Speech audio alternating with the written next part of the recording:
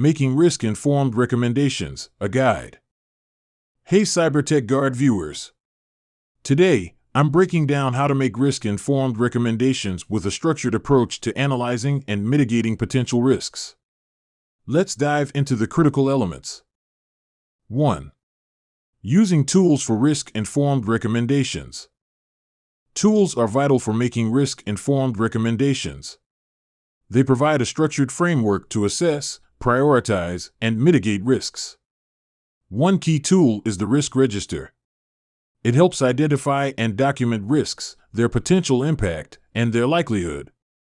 For instance, in a software development project, a risk register might list potential issues like software bugs, data breaches, or delivery delays. 2. Using resources for risk-informed recommendations. Resources such as standards, guidelines, and best practices offer valuable insights into effective risk management.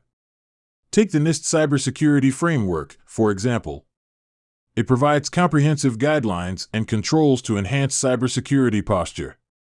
By aligning with such frameworks, organizations can tailor risk-informed recommendations to their specific needs and risk profiles.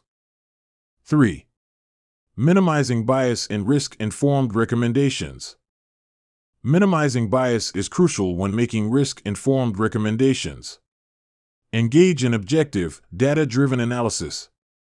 Seek diverse perspectives, conduct thorough risk assessments, and avoid confirmation bias by challenging assumptions.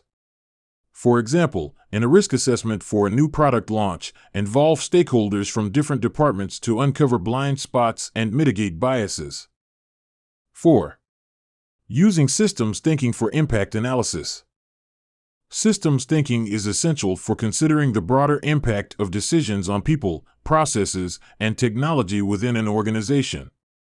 Understand interdependencies and feedback loops to anticipate potential consequences. For instance, when implementing a new IT system, use systems thinking to assess how changes might affect workflows, employee productivity, and overall operational efficiency. 5. Evaluating decision quality.